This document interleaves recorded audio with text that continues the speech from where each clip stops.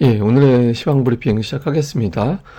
금리 상승이 부담이 되면서 지난주에 많이 빠졌는데, 일부 좀 반영이 된 거다. 그래서 지난주에 좀 너무 세게 반영했다. 이런 분위기에 시장이 좀 반등을 했고요. 특히 밸류업 관련된 종목들에서 코스닥 쪽으로 자금이 분산되면서 상승하는 종목 수가 늘어나는 그런 모습이 나왔습니다. 그리고 이번 주 일정상 엔비디아 컨퍼런스, 마이크론테크 실적이 나오는데 이게 이제 부정적인 재료는 아니다라는 거죠. 그래서 이게 이제 지수에 영향을 주는 시가총액 상위 종목들을 포함하는 일정이다 보니까 좀 웬만하면 이번 주 반등 나올 것 같아. 이런 분위기 만들어진 것도 역시 시장의 어떤 반등을 유발하는 재료가 됐던 것 같습니다. 그래서 밸류업이 빠지면서 뭐 게임, 2차전지, 반도체, 조선 부품 등등의 종목으로 번졌고 이게 이제 상승 종목 수가 많아지는 그런 결과를 유도했던 것 같습니다. 내용들을 보면 우선 이제 국채금리가 최근에 올랐잖아요. 이것 때문에 이제 지난 주말에 되게 많이 빠졌고, 그리고 이제 지금의 금리 수준은 작년도 11월, 그리고 올해 2월에 이제 도달했던 위치인데,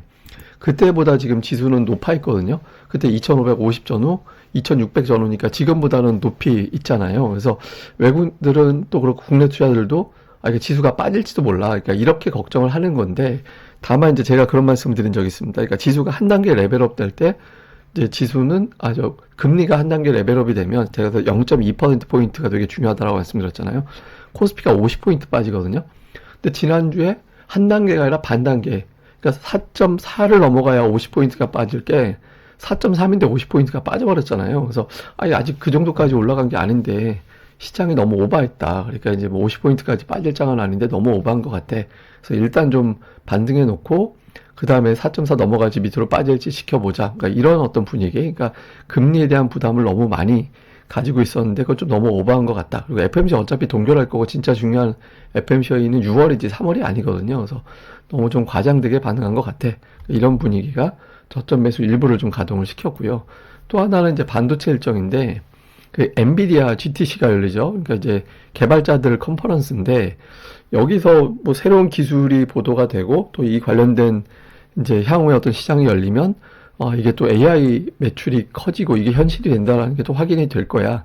그러니까 이런 기대감. 이게 이제 반도체가 또 시가총액이 높잖아요. 그래서 지수가 그러면 또 반응하지 않을까? 그다음에 또 하나는 마이크론 테크놀로지 실적이 이번 주에 나오는데 지금 일단 이번 주에 공개되는 실적은 전망상 25센트 적자, EPS가 주당 순이익이 25센트 적자를 생각하는데 그러면 실질적으로 마이크론 테크놀로지가 6분기 연속 적자로 이제는 적자 시리즈를 마무리하는 마지막 적자가 되고 이제 턴이 되는 그런 시기로 보거든요. 그래서 이게 만약에 확인이 된다라면 뭐 반도체는 이미 바닥을 쳤네. 그러면 이제 못 올랐던 반도체주들도 반응할지도 몰라. 이런 기대값이 있죠. 실제로 보면 최근에 반도체 관련된 ETF에 자금이 어마어마하게 유입되고 있거든요. 그래서 이런 것들을 고려해 볼 때 일정상 엔비디아 컨퍼런스나 마이크론 테크놀로지 실적은 증시에 부정적이진 않을 거다. 그래서 뭐 FMC 회의는 어차피 결과 아니까.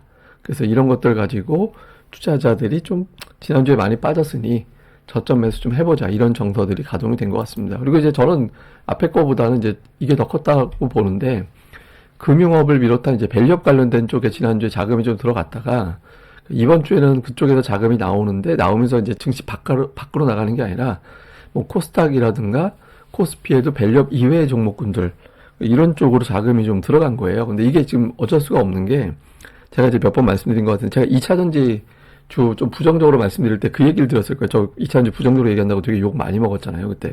근데 제가 그때 뭐라고 말씀드렸냐면 예탁금이 들지 않았는데 관련된 종목군들의 시가총액은 너무 커져 있다.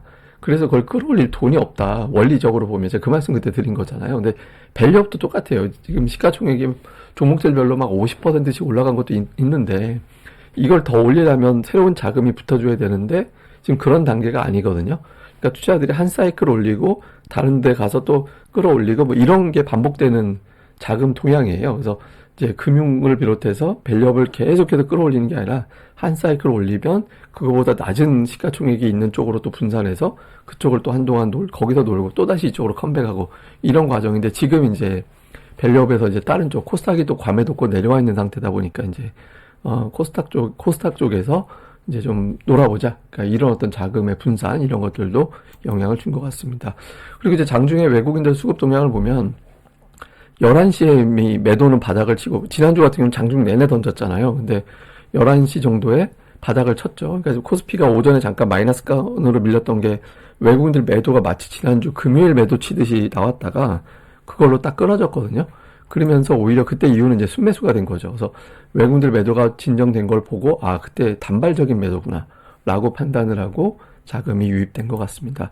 특징주로는 이제 에코프로비엠, 그러니까 이제 밸류업 반대쪽에 있는 종목군들, 그러니까 밸류업 반대쪽에 있다라는 거는 그동안에 눌렸던 종목들, 또 하나는 ADR이 바닥이기 때문에 과매도로 내려올 때는 강했던 종목이 쉰다라는 측면도 있지만 이제 좀 되게 많이 눌렸던 종목군들이 반응하게 되거든요. 그래서 에코프로비엠이라든가 이런 종목들이 움직이고, 다음에 또 하나는 이제 삼성바이오 같은 이제 바이오 관련된 종목군들에도 또 이제 관심을 갖게 되고, 이게 보면 밸류업 강세 보일 때 주가가 눌려있던 종목들이었거든요. 그리고 이제 삼성전자 같은 경우도 보시면 121선, 사실 이거는 일봉보다 주봉이 중요하거든요. 주봉상 20주선이 되게 중요한데, 어쨌든 중요한 지지선으로 놓고 본다라면 121선이 되게 중요한 위치인데 이제 그 선에서 이제 반등을 하는 그런 모양새를 보여줬죠. 제가 이제 계속 말씀드리지만 삼성전자가 되게 중요하거든요. 외국인 선물을 계속해서 매수해 줄 수 있는 여건이 아니기 때문에 지금 이 단계에서 만약에 외국인들이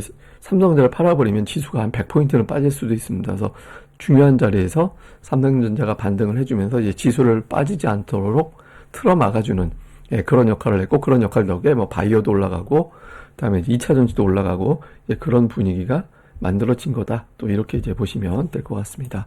자, 수급에서는 이제 외국인들 순매도 이틀 연속 매도했습니다. 근데 다행히 이제 장중 피크 대비 매도 규모가 절반으로 줄었고, 기관이 코스닥을 샀죠. 그러니까 밸류업에 집중했다가 이제 코스닥 쪽으로 매수가 들어왔는데, 아마 제 생각에는 이후에는 코스닥을 완전히 기관이 계속 매수만 하진 않을 건데, 이전보다는 좀 매수하는 날짜가 이전보다는 조금 더 자주 나올 가능성은 있습니다.